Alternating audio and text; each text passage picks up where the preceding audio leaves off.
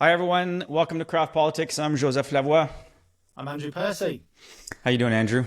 I'm in London, so I'm You're in feeling London. really Ah, good yeah. because Yeah. it's like 22 degrees. You'd love it right now because everyone is standing outside the pubs just drinking after work. It's vertical pints. It's my favorite thing in the world.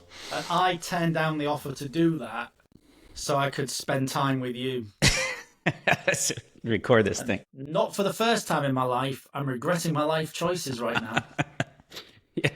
But anyway, Um, last week though was fun though. I was reminded, having spent not even 24 hours in Montreal, how much I just absolutely love Montreal as a city. And when we were there, it was like 22 degrees.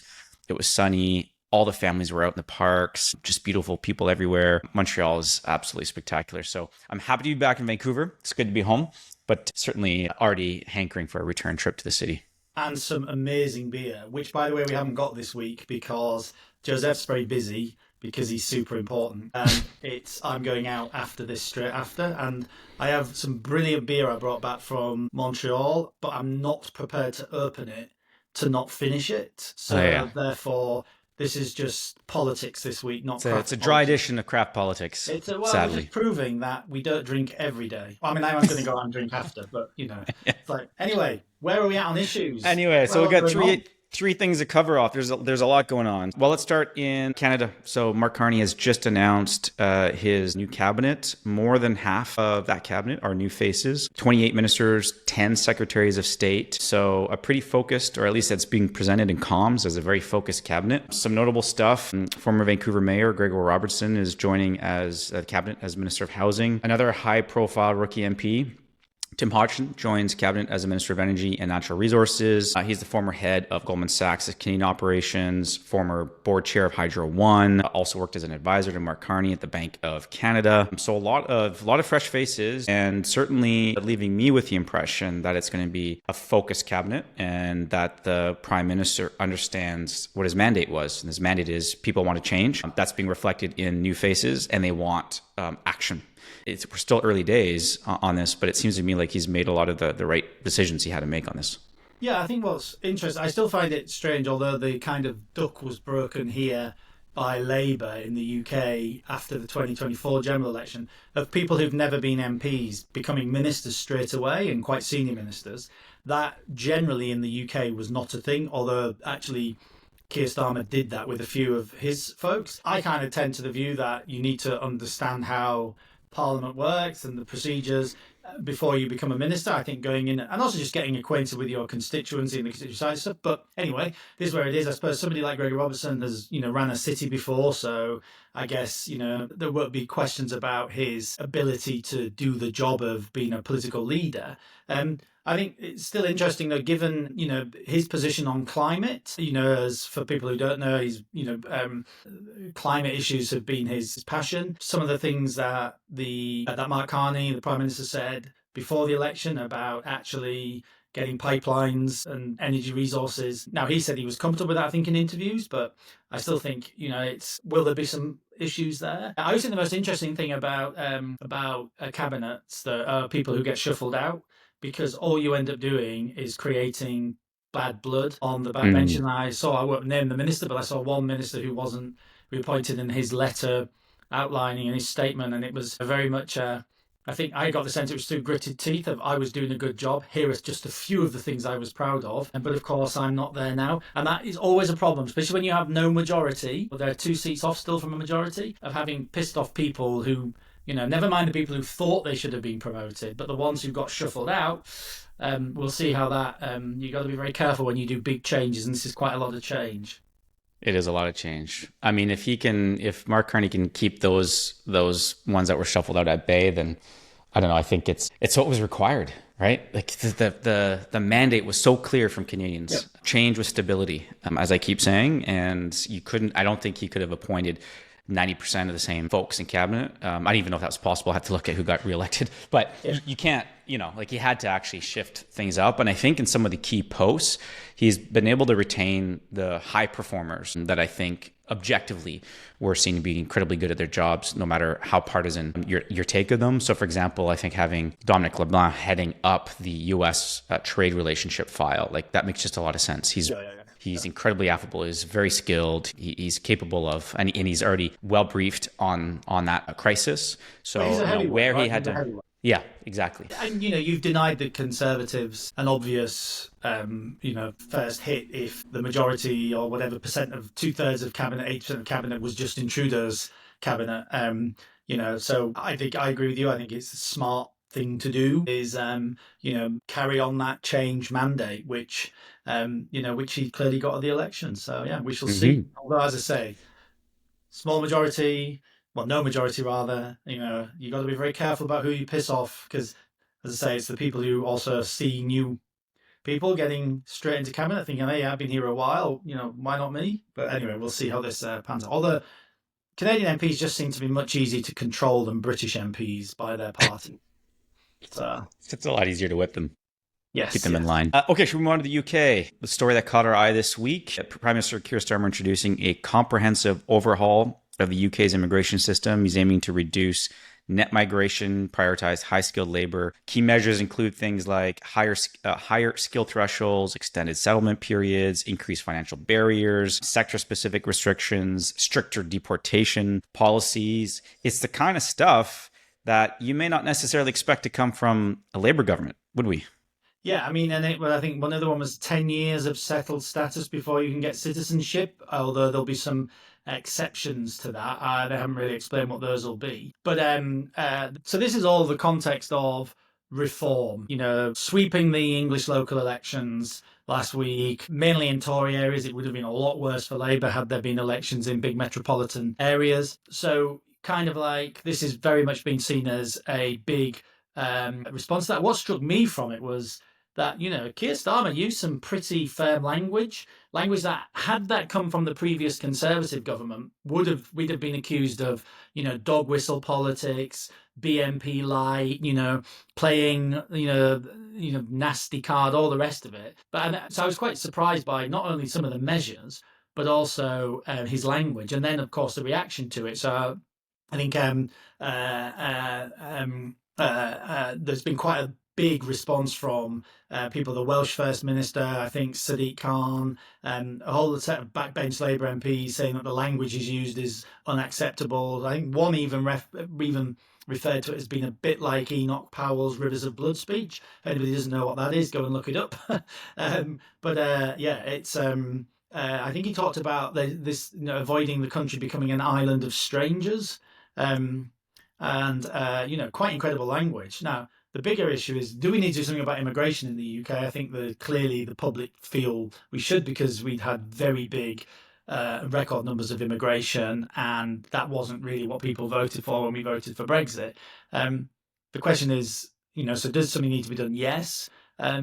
Is mimicking reform on some of this stuff who've made immigration one of their big things likely to succeed? I'm not sure. I mean, on balance, it does seem, a lot of it seems to make it just seems to be common sense. I mean, the work visas are now restricted to graduate level roles. So you are eliminating most low skilled migration routes. But, maybe someone argues, yeah, well, the labor force doesn't exist within the domestic market to accommodate that. I don't know. The path to permanent residency has been lengthened, as you said, from 5 to 10 years. So I think that the intent is to have migrants demonstrate societal contributions to the country before attaining citizenship. That to me seems to be a sensible thing to do. If you're gonna, 10 years sounds like a lot, but at that point you're presumably well integrated into the community. Things like visas for care workers have been closed, and international students face a new 6% levy on income from tuition fees. I mean, the care workers one is an interesting one because we grappled with this when we were in government, and the problem is when we'd had record low levels of unemployment, actually getting people to work in the social care sector is a massive challenge. I'm not sure this will succeed because where are we going to replace? We've had a lot of, I think, Filipino workers, EU nationals, Indians coming in and working in the care sector and in the NHS more generally. And whilst most people agree that's not sustainable, particularly when it comes to social care, it's often not very well paid. And it's a challenging job given the nature of what you're dealing with. So I'll be surprised to see if that doesn't disappear at some point. Quietly.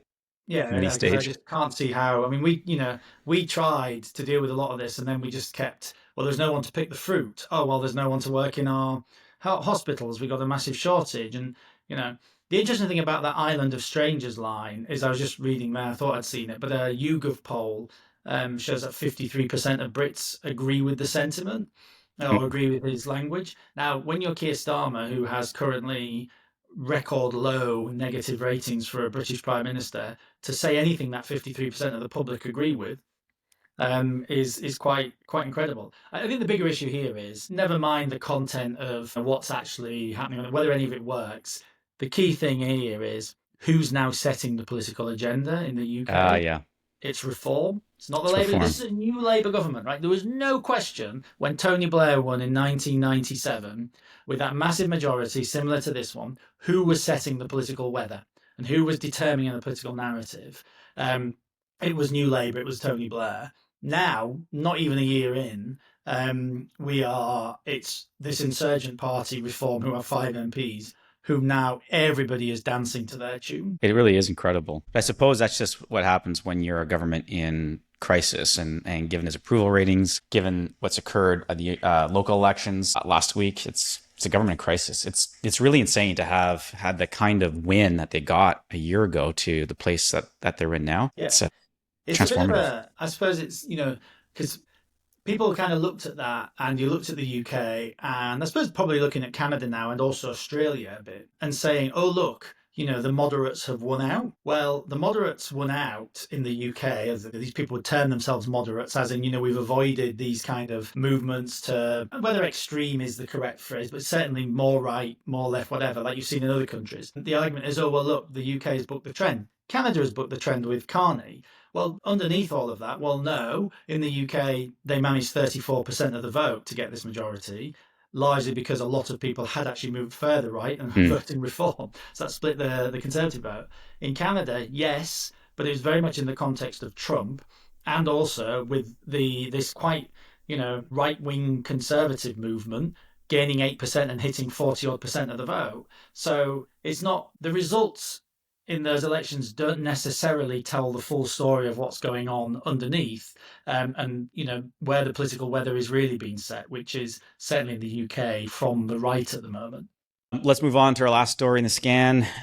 Trump touring the Gulf. So normally when American presidents visit the Middle East, they arrive with some kind of strategic vision for the region, even if it seems far from reach, unrealistic. So, some of us will recall that Jimmy Carter pushed Egypt and Israel to a historic peace accord. Bill Clinton, he tried and failed with Yasser Arafat, Palestinian leader. George W. Bush thought his war on terrorism would ultimately lead to growth and democracy in the region, so on and so forth. Usually American presidents go there with some kind of larger vision for the region. President Trump, by contrast, and this is his first big major international visit of his second term, he's touring the Gulf this week, and he's in search of one thing above all else, and that is business deals. Yep. Planes, nuclear power, artificial intelligence investments, arms, anything that he can sign, put a signature on the bottom of the page, and demonstrate that he's winning. And so this is still live as we're recording this. He's delivering a speech in Saudi Arabia, but a couple things that caught my eye. The big one is that the Qataris appears to great lengths to court Mr. Trump.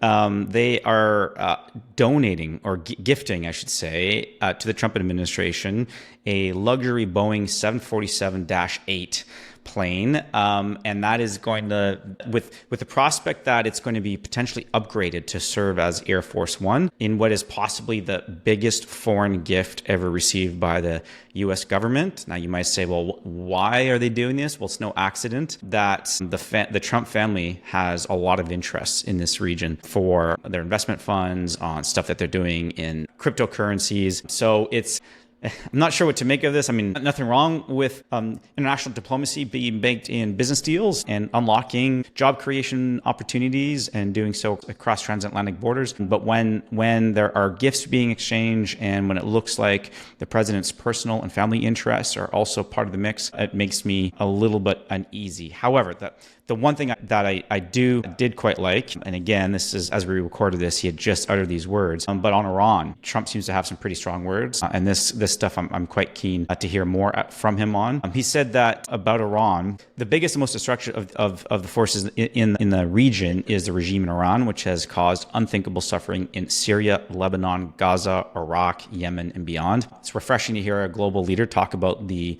destructive role of Iran in that region. There are other countries that often get blamed for that. And he's offering Iran a new path. He's calling a much better path toward a far better, more hopeful future, away from nuclear weapons. And he says the time is right now for them to choose, adding that things are happening at a really quick pace. What do you make of the whole thing? I'm sure that'll all be fine then, because I'm sure like an Islamist theocratic regime will bite their hand off for that new path then.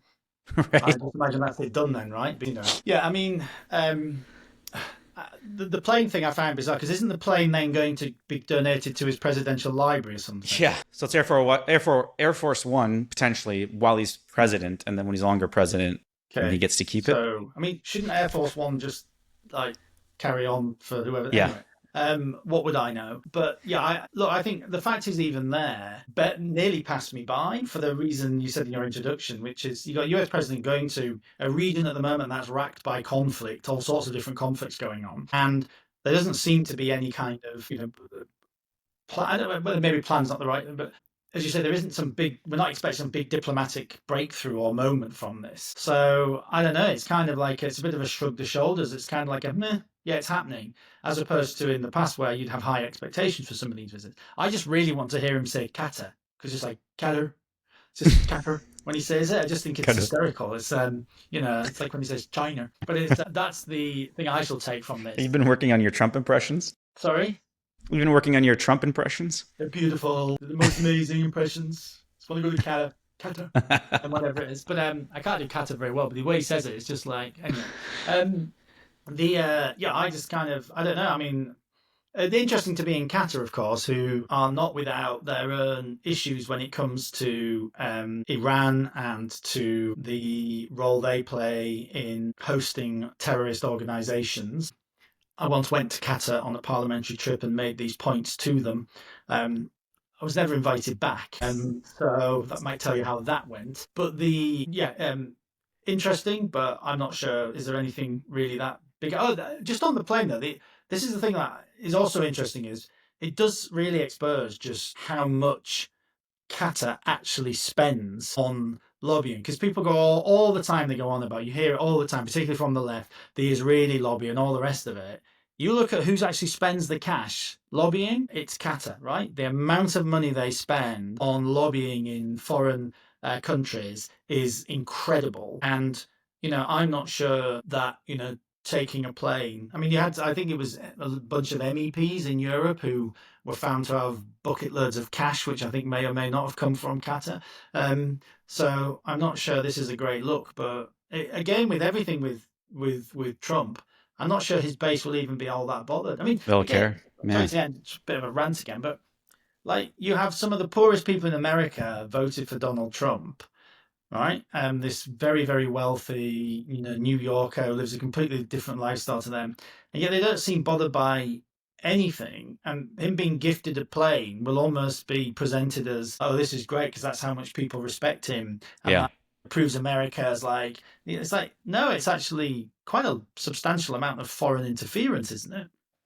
Yeah. To me, I think that just the part that I find interesting about the whole trip and why I wanted to talk about it is just the fact that the agenda of the trip conveniently aligns with his personal and his family's business plans, right? They got 6 pending deals with a majority Saudi-owned real estate firm, a cryptocurrency deal with an affiliate of the government of the UAE, and a new golf and luxury villa project backed by the government of Qatar. It's just, your first big international trip as a president of the free world, and you're going to go what appears to be securing deals, or at least securing deals on behalf of the state that it may or may not be helpful to you on the personal side of the coin. But if you can fix the Iran problem, then hey, maybe I'll be okay with Iran, right? I mean, actually that's all fine. But anyway, I suppose these are moral dilemmas you and I will never have to grapple with. Yeah, true. All right. Well, with that, let's cut to our interview. Do you want to tee up, let our listeners know why we wanted Ben on the show? Yeah, well, Ben is just like one of the brightest minds in British Conservative politics. Won this mayoralty in a very difficult part of the country where nobody expected him to win, and has held it with big shares of the vote, and actually is an area that would be very reform friendly and traditionally very Labour. So he has a lot of good insight on this, and he's one of the brightest folks I know in politics. Awesome. Well, we'll cut the interview now, and we'll be back in your feed next week, hopefully with beer in our hands this time and some tasting notes. Really great to have Ben Houchen, Mayor Ben Houchen, Lord Ben Houchen, who's the Mayor of the Tees Valley, which is an area in the northeast of England. But also, Ben's also a member of the House of Lords, but the elected Mayor covering the Tees Valley area. Ben, great to have you. Yeah, thanks for having me on, Andrew. Really appreciate it. Good. No, well, Ben, Joseph, if you do not know, is not only am I a hero of his politically, but he's actually probably, next to myself, I think the smartest guy in Conservative politics in the UK, from the north of England. Why are you setting such a low bar for him, Andrew? Jeez. Has won in, what is a traditionally Labour area, and has won the mayoralty now 2 times, 3 times. Well, I just want to make sure that this is recorded because I don't think Andrew's ever said a polite thing about me. Well, I'm not like, it's, I'm just feeling charitable today because it's a sunny day. I'm actually in London, not in Vancouver, so it's sunny, so I'm kind of enjoying that. But actually one of the smartest guys I know in British politics, particularly on the Conservative side. We've just had these local election results. That's why Ben's with us today. And we just really want to pick over those for people who are not from the UK, and perhaps actually for a lot of people who are. We had local elections in large parts of England, mainly in the counties, which are traditional Tory heartlands. I think it's fair to say the Tories got a shellacking. Labour also got a shellacking in the areas that they're traditionally strong in that were also up for election. Reform came out on top, 30% of the vote. Really ended up with both political parties, Labour and the Conservatives, licking their wounds after these elections. Ben, what's your initial takeaway from those results? I'll be honest, Andrew, probably a bit like you. I was unsurprised by it. I think there is still a reticence from anybody in the country to give the Conservatives a second thought at the moment, post-general election. I thought our general election was pretty poor, and this overhang of kind of 14 years of a Conservative government has really cut through, which is frustrating to me, given that we were elected in 2010, 15, 2017 and 2019. So people are obviously reasonably happy with 10 years of Conservative government. And we always knew, particularly post-general election, with how poorly this Labour government has started and the deceit with which they've actually gone about being in government, it was always expected to me that up and down the country, the Reform Party were going to do particularly well. And for 2 reasons. One, as you'll know particularly well, Andrew, being a red wall Tory like me in the north of England, the 2019 election really broke this electoral pact between local people and the Labour Party, which, these areas have voted Labour certainly since the Second World War, if not longer sometimes. And actually the 2024 election, I think the Conservative Party have just realised has done the same thing in the home counties that would normally vote Conservative, irrespective of who was up for election. So it was entirely unexpected. I think the big aspect that the political class still doesn't seem to have recognised is that I think what's happening with reform is a little bit Brexit 2.0. When I go out and I speak to people in Teesside, if we had an election in Teesside, which we weren't up for election in the local elections in May, the same thing would have happened. It would have gone reform. Just next door in Durham, one of obviously the UK's historic counties, it went completely reform.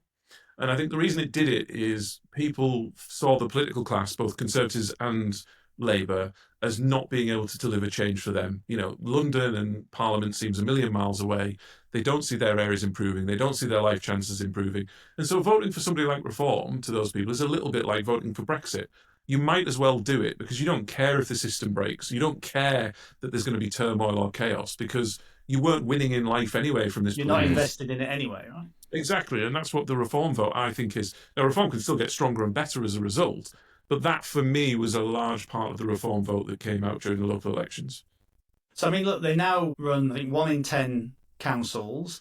They won 2 mayoralties, these new mayoralties, which are not like the local town council or city council mayor. These are mayors with executive functions and powers and money that comes from Westminster and some powers too. They also won a by-election, parliamentary by-election, one of Labour's safest constituencies. For all, they'd won 5 MPs at the last general election. A lot of people were like, is this a flash in the pan? Is this another? We've seen the rise of UKIP in the past, although they were never able to break through at a local level in council elections. So, is this... So that reaction you talk about, Ben, in terms of, people just feeling they're not vested in the system, I mean, that's not going to go away, is it? So how serious is this threat of reform now being a permanent force in British politics? Well, the reform version of Nigel Farage is a very different version to the UKIP version. And the benefit that we had as a Conservative Party back in 2014, when UKIP obviously did incredibly well at the European elections, where they basically, they won actually nationally at that election, is that we were in power. So at the time, it caused David Cameron to pivot, and he had to, in effect, go into the 2015 election saying, actually UKIP have some genuine concerns. We should listen to their concerns about the European Union. But actually, we're the only ones that can deliver real change because we're a party of government, so vote for us and we'll deliver the referendum. Now, Cameron obviously never thought he was going to have to do that, but ultimately, that's why people voted Conservative. The difference today is that we're not in power. So from a Conservative point of view, of which a huge number of Conservative voters are going reform, we don't have those strings or those levers of power to be able to pull that allow us to attract back that reform vote. So that's a real problem for the Conservative Party trying to attract the Labour Party don't really know whether they're coming or going with reform. We've seen just in the last 24, 48 hours, this Prime Minister, a Labour Prime Minister talking, the same language as Nigel Farage, which is upsetting a huge number of Labour voters as well as their own MPs.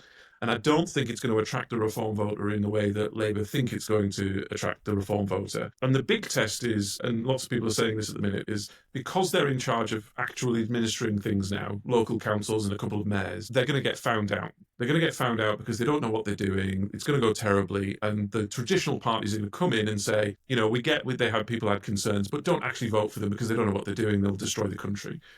I get the tactic, but I don't think it works. And I don't think it works for 2 reasons. One, there is a risk that reform can actually succeed. My ear on the ground is reform are very much centralising how they run these councils. Everything is going through central office of reform because they know if they completely mess up, that is an opening to their opposition parties.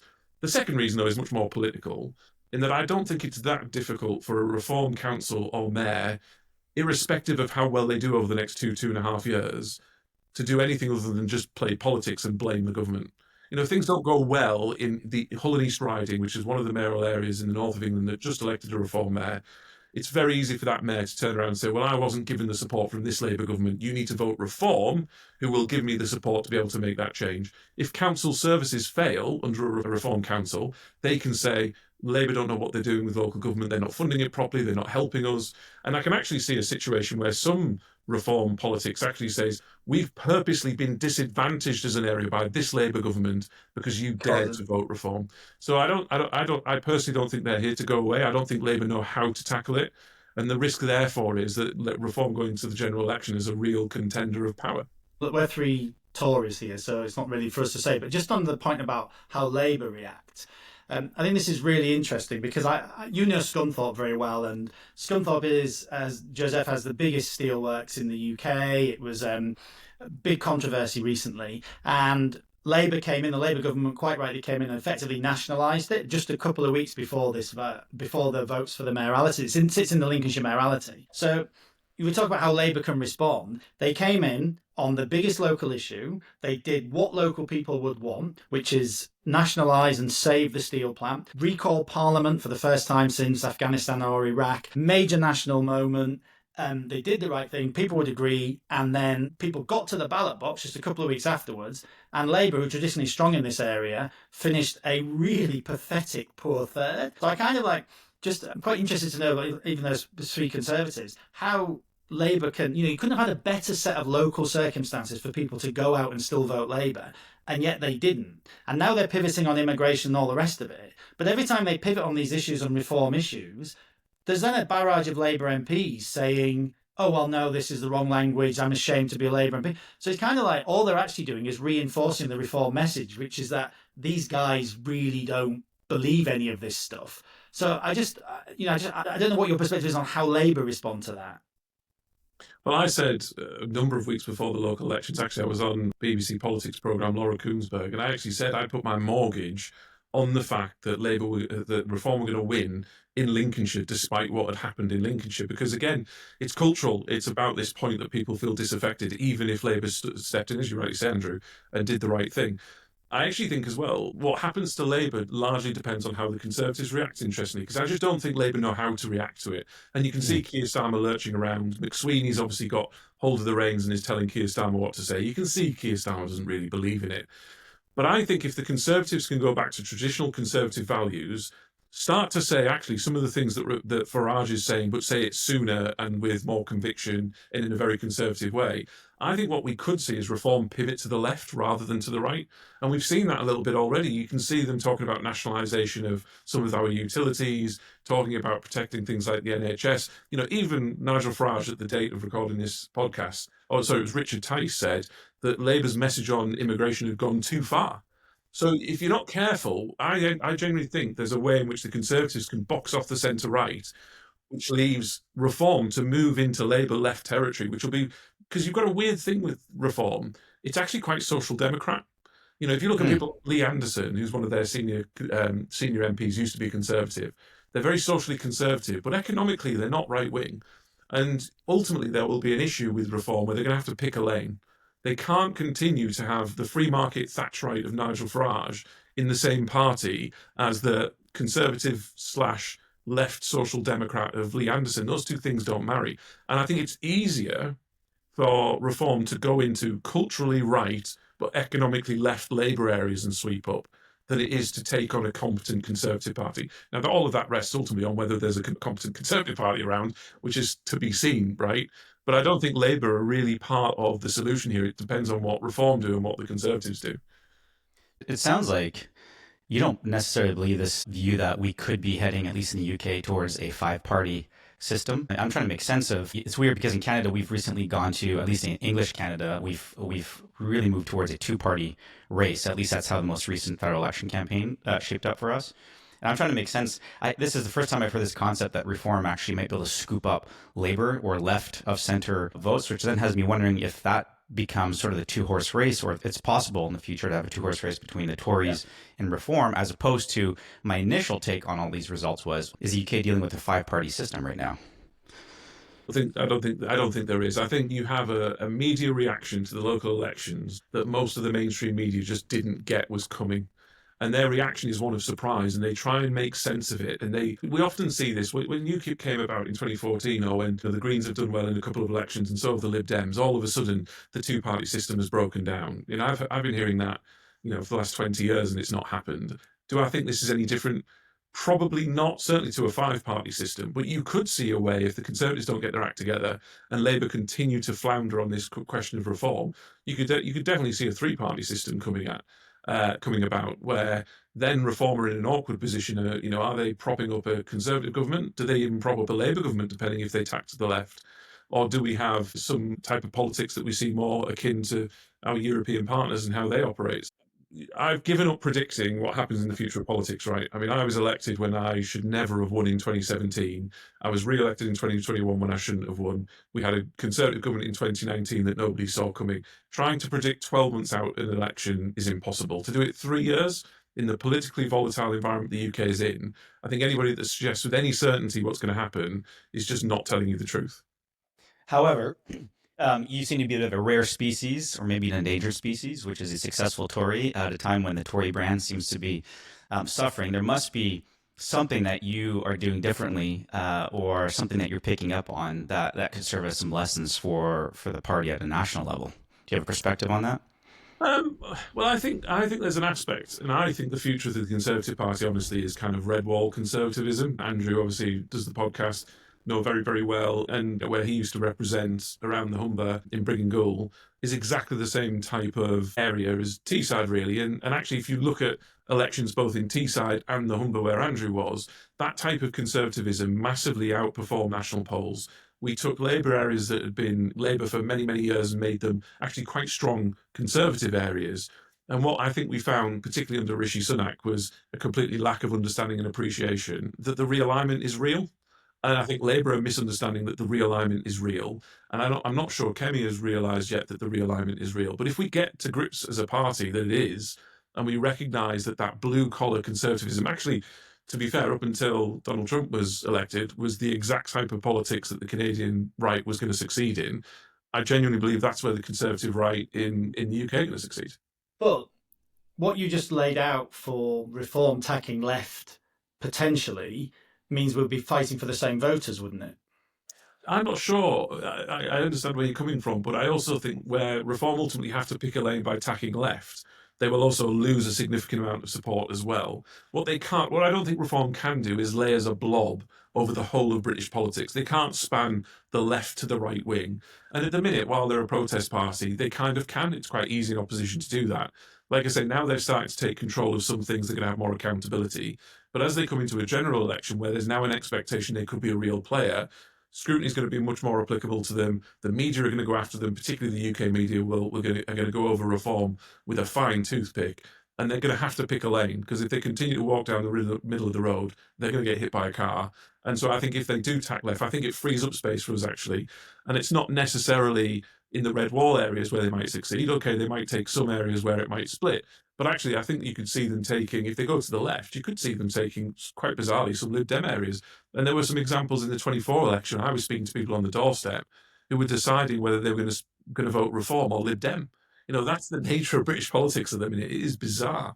So does that then mean that the British Conservative Party has to write off the Lib Dem facing seats? Because, look, we lost 50 seats to the Lib Dems in, the kind of the home counties, the traditional Tory heartlands, which are full of, wealthier, more middle class professionals, and, degree educated professionals who, probably commute into a big city. If the battle is the red wall, the Conservative Party effectively has to say goodbye to those people permanently, or have they already left? I think you need to decide who your core vote is, and I think you can build coalitions where you can move out from that. So I'm not saying you write those people off, but where Kemi is at the minute, similar problem as to Reform, right? She needs to decide what the Conservative Party wants to be. And at the minute, I know there are some parliamentary politics that plays into this, which makes it difficult for her to choose. But she's trying to draw a line between keeping someone like Andrew Mitchell, which I think people would accept is on the left of the party, and people like Mark Francois, who's on the right of the party, in the same Conservative Party. I personally don't think you can. No, I don't think you can, as a proper Conservative Party, that it can span that broad a church. Now, just because you decide to go one way or the other doesn't exclude a certain type of voter from voting for you. That's all about campaigning, messaging, and how you appeal to a general public that doesn't look in left and right in the same way that politicians do. But if you're looking at party management and you're looking at political management, you have to pick a lane. And I personally think that we need to get back to conservative values. I think we do need to tack slightly further to the right than we have been before, consolidating that. That might make us actually, I think, more secure in some of the more home counties that will feel more comfortable coming back to us. But I don't think it excludes the type of voter in Teesside or in Scunthorpe that has broken its allegiances with Labour on the basis that the messaging is correct. What you can't do, I don't think, is go back to a hardcore Thatcherite type of politics. But I don't think that's where the world's at. I think the UK, the US to some extent, and Canada are in a very similar position, where there's almost like an inversion of politics here, and the realignment that's happening everywhere is conservatism is becoming more blue collar.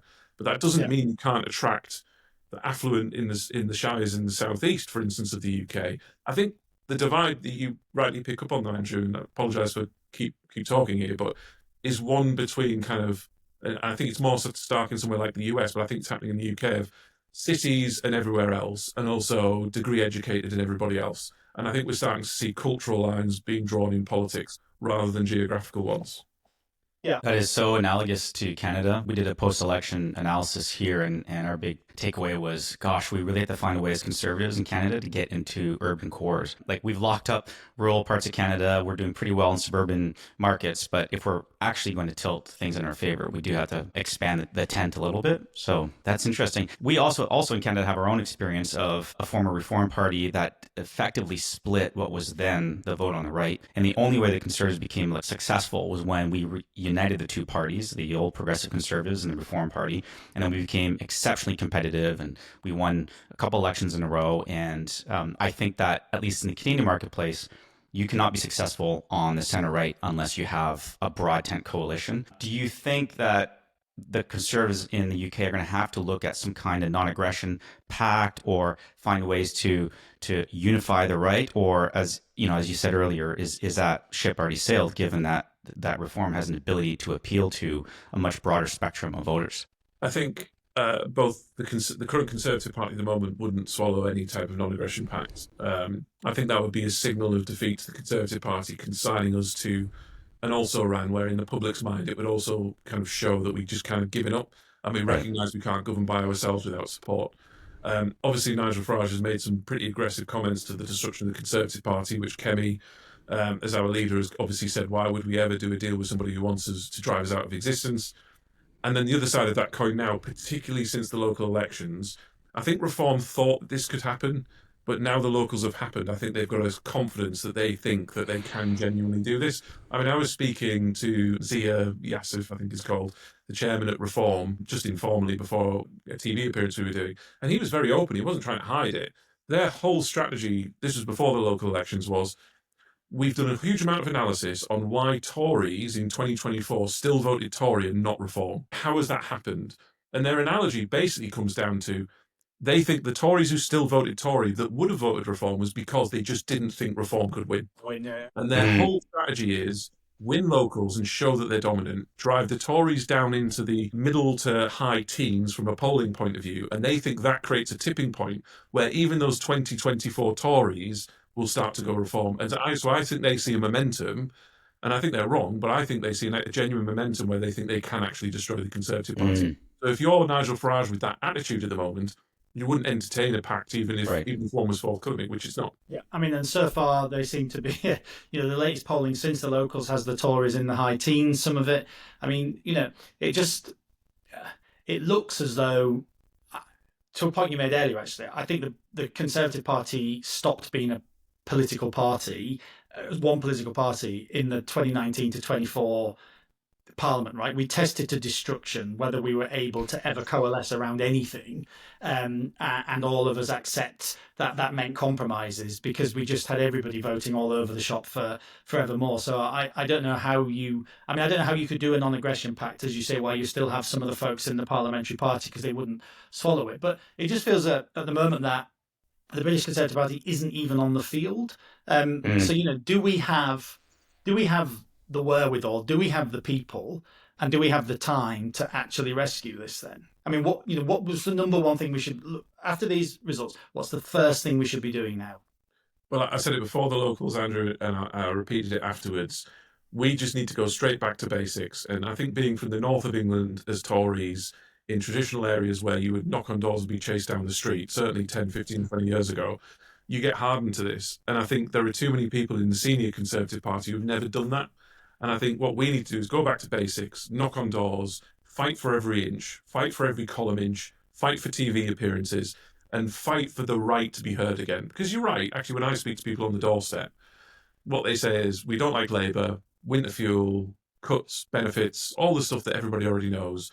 It's going down terribly. But then they say, yeah, but the Conservatives are rubbish and your leader's rubbish. And actually, when you go below that, they don't actually mean that Kemi's rubbish. What they actually mean is, we don't know who she is, we don't know who your leader is, we never hear from them. So they make the leap. Well, because we haven't heard of them, they must not be very good. And so just getting heard again is the starting point. And then, I've always said, you don't have to set out policy, you just need to make the vibes work. You need to just be responding to things where over time people think, you know what, the Conservative Party, they're saying the things that I like in general, they get my life, they get the hardships I have, they get what I want for my family and community. And you only need to create the vibe over a 3-year period, and then you can set out policy. Whereas it feels to me like the party's trying to be a little bit too intellectual, set out a policy platform, and not just get the instinctive value of politics, that it's about vibes, about feeling, because most people don't engage with politics. So it's almost in the background, you're trying to subconsciously get people to think, yeah, the Tories are all right, actually. Yeah, I get them. I don't know really what they stand for, but I kind of get it. And then you build on that. At the minute, we haven't even built those foundations. So back to basics, get the vibe check right, and just like I say, fight for every single inch that you can get. That's bang on, as I feel that's how the campaign shifted in Canada. It was, Pierre Poilievre was able to put forward a lot of good ideas. In fact, so good that Mark Carney ripped some of them off. But it was like, it was a question of tone. It was, who do I feel that best looks and sounds like the part, and that's who I'm going with. It's so Absolutely. true. I mean, I do question whether that's something that you can learn as a leader, or do you just have to have that? Can you learn that, or you either have it or you don't? Time will tell. Ben, that's been absolutely fantastic. I just end with one little story that Ben said he wasn't expected to win when he first won. And I absolutely didn't expect him to win because I was kind of the minister responsible for the devolution and some of the nonsense. And I went up just before the election. And I don't think I technically endorsed your Labour opponent. I think I might just have said that I expected to be working with her. And then she didn't win. So this myth has now gone around that I turned up in Teesside and endorsed Ben's opponent like a month or two before election day. That's not true, is it?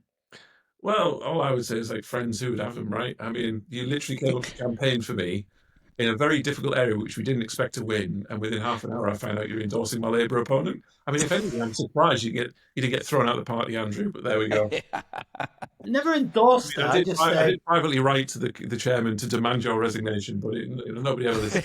I just said that Ben's got no chance. But after he won, I came back for the next election to help. So, you know, Oh, what an I am at the end of the opportunist. day a glory Supporter. Exactly. So, Ben, proper smarts there. Genuinely, really appreciate that, and a lot to digest as the Conservative Party, the British Conservative Party, tries to figure out what it is and where it is and how to get where it wants to be. So, really appreciate it. Pleasure. Thanks so much.